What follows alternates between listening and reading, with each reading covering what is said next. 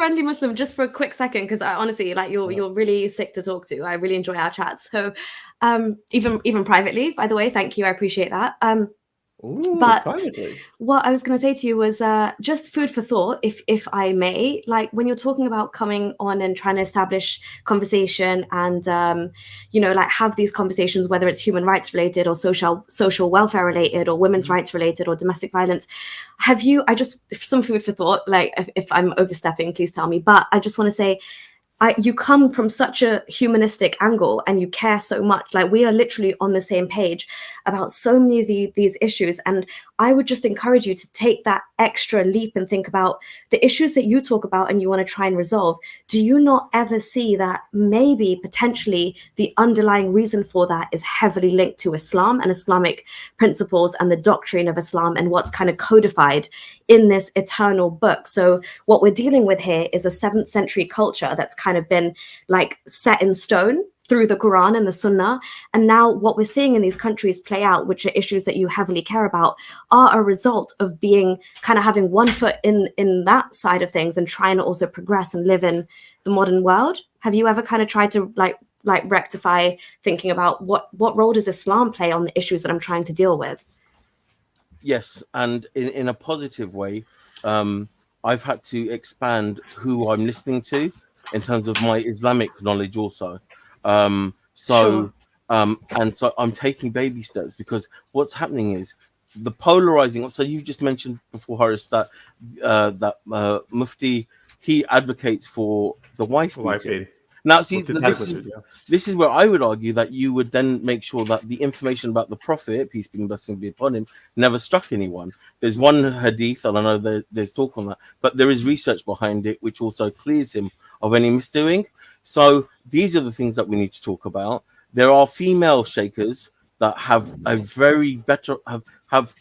I came across the wife beating verse. I was on the stream. I had a discussion about it, and even the tapping is humilifying, and For sure, it's exactly. humiliating. And she then said, "Well, this is why we need to look at these verses and these things that aren't spoken about enough." And I'm trying to actually interview her also about the verse, because. But my question to you is, because you Sure. seem like a very clever guy, and my question to you is, how do you get past the fact that even that is a thing in itself, this tapping, this beating? Why do we have to turn our attention and kind of look at other things just to make ourselves feel like, oh, there is some good in this? Why not take the bad at face value and be like, we've got to call that out? I know it's scary, because once like a tiny bit of Islam drops, the entire foundation falls apart if one of the things aren't true. But have you never tried to just sit and deal with the fact that there is that prescription for beating, and that's something I can't turn away from, whether or not in other things there's sources I can find which says, oh, the Prophet was so nice and he treated Aisha so well, he played games with her, he ran races with her, whatever. But the fact that there's a prescribed beating and like marriage to prepubescent girls in the Quran, how do we deal with like that without just turning away from it? Okay, so there's two different variants on that. Number one is knowledge, and is it? And you're not going. Islam is not going to be cancelled. It's going to take. It's a big mountain, and it's growing in certain instances. So why Through not? birth rates primarily, and pretty No, much that's the only that's way. fine. It's Let's not just. growing in general, but sure. I don't want to get into the. I know Okay, sure. No, carry on. that's fine. Sorry. But if you look at the statistics, the channels, the size of the channels, also, it's a reality, and Islam's been here for 1400 years, and I think we're going to intellectually develop Muslims where they can understand certain verses, understand how to navigate those verses, and my job also is to educate, and to bring. But how do you navigate whoever changes his religion? Kill him. How do you navigate that? Okay, so let's look at that. So I've just did a show on this the other day, yesterday actually, and so there's nothing in the Quran that is about apostasy in terms of you changing your religion. There's No, nothing. that's the hadith. Yeah, that's the same Yeah, hadith. okay. So now this is where the knowledge comes in. So Mufti Abi Layth, he did a video on it, and he looked at the hadith and said this is wrong and it shouldn't be happening. It's on Abdullah Samir's channel. He clipped the video also. So again, this is where knowledge needs to understand, but people aren't aware that, listen, apostasy and being against the state are two very, very different things.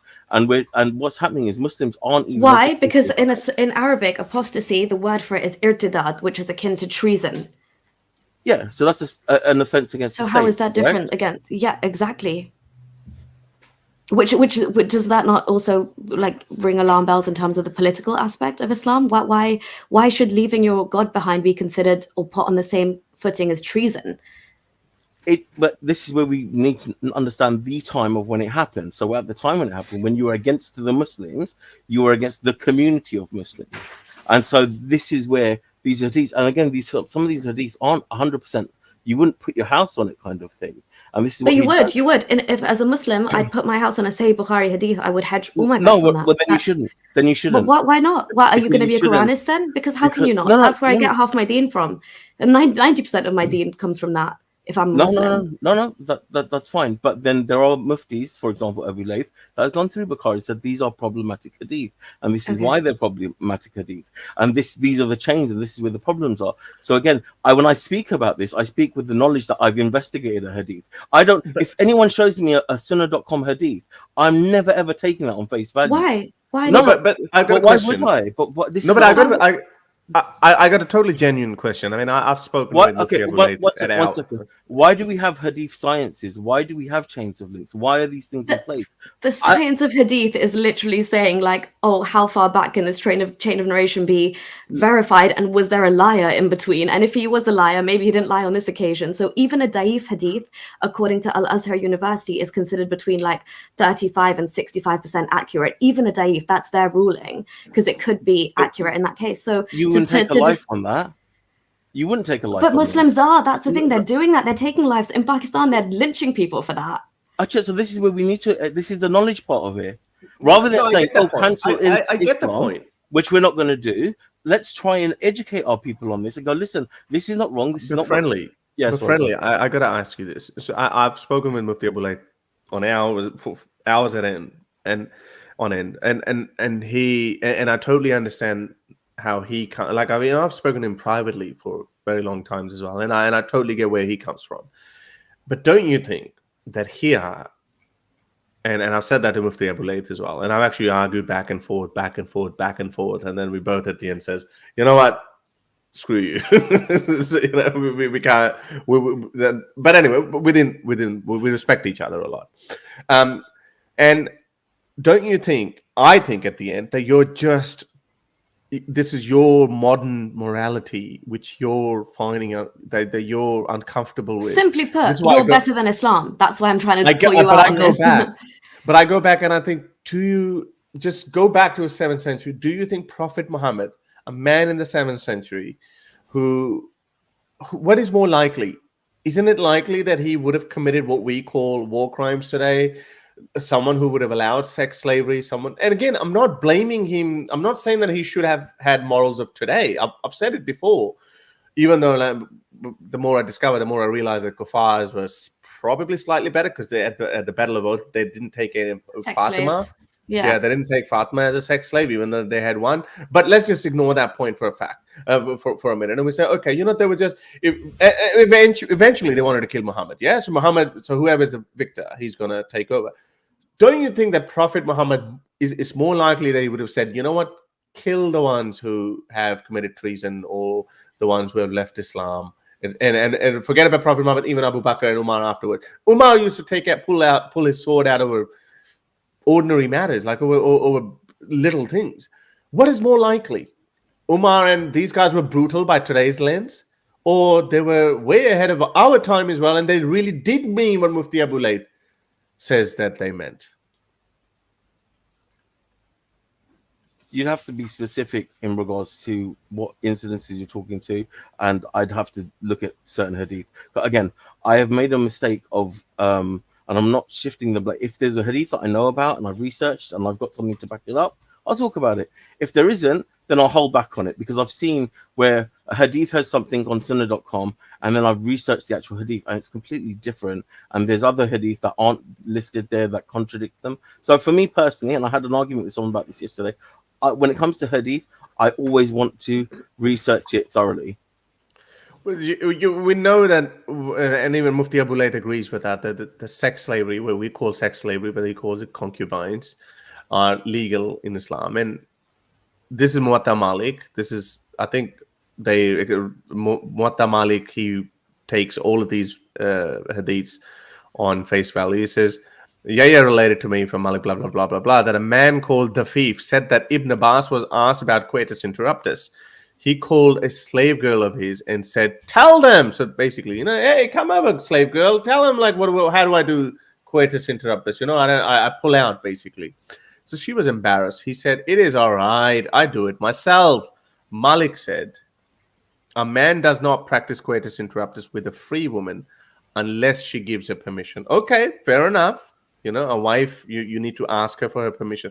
But there is no harm in practicing coitus interruptus with a slave girl without her permission. So, again, this is a very minute detail that I'm picking on because there are other hadiths as well, and I can show you that one.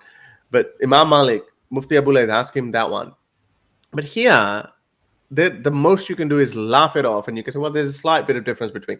So, consent matters with a Muslim wife, but consent doesn't matter with a slave girl. Now, by today's standard, let alone you shouldn't even have a slave. But I'm just saying, okay, even within that is akin to rape. And then she's saying that, okay, she was embarrassed, she didn't want to talk about it, but it's pulling in. Yeah, so when you see something like this, I know you're saying friendly Muslim, you don't accept. It's Daif. What are you talking about? Hang on. Go What Malik? It's no, it wasn't. Oh, okay. No, it wasn't. No, this is a different Daif. Sorry, my Daif heart monitor just kicked off. Literally, your alarm bells went off. Get out of jail card. Actually, friendly. I don't know if you know, but Lloyd, who I like, obviously you know Lloyd, but he's basically coined the term Daif Bukhari. Instead of saying Sahih Bukhari, he'll always say Daif Bukhari because he's like, anytime I show it to a Muslim, they'll be like Daif. Let me give you a more specific one. Sahih Bukhari 4138. I entered the mosque and saw Abu Sa'id, and you're more than welcome to research. You don't have to give an answer. I don't want to put you on a spot. Sat beside him and asked him about al-azl, i.e. coitus interruptus, or pulling out. Abu Sa'id said, we went out with Allah's messenger for Ghazwa Banu al-Mustalik, and we received captives from among the Arab captives, and we desired women, and celibacy became hard on us. Sorry for lack of better term, hard on us, and we loved to do coitus interruptus. So when it's we intended to Islamic sources.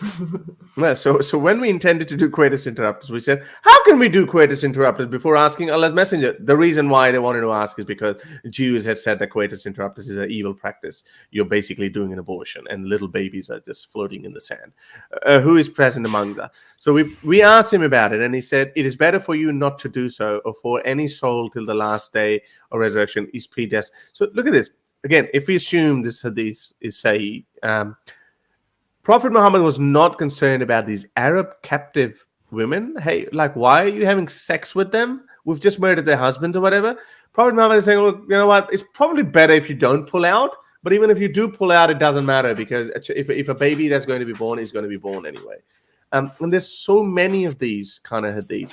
What is more likely? I'm going to ask you. I'm not surprised by this. We desired women, and celibacy became hard on us. Yeah, this is something that Genghis Khan would have done. Ancient Roman soldiers would have done that. Greek soldiers, Persian soldiers. They all would have done that. Yeah.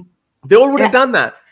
And that's why you can see them for what they did in that time. But in terms of Islam, when this says this is the eternal, timeless word of God, this is the action of the Prophet and his companions, that's extremely... It's putting it into a different category. You can't rule it out. If this is a perfect example for mankind, pulling out with slave girls, not pulling out with free women, what is this? So obviously, friendly Muslim, I understand completely. You didn't come here to have this chat, and we've kind of just like gone into it. But I just wanted to know how you kind of stomach these things when you read them, because I feel like you're pretty much... And fair enough. And look, you're more than welcome to go through this and maybe consult with someone else. And then maybe you're always welcome to come here and maybe talk to us, because I really enjoy talking to you. Both of us. Okay, that's fine. I'll make it on that. You've shown the hadith, and I will research it, and I'll be back.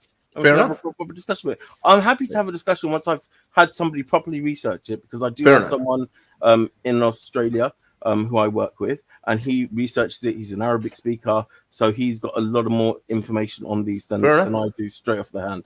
So yeah, no problem. Fair enough. All right, guys. Okay. Let Nuria go. She's got to smash it out. So all the best with that. Smash it out. Yes. Thank you. Thank you, friendly Muslim. All right. If you like these videos and want to support me in my activism, then you can support me on Patreon or PayPal. Stay free, everyone.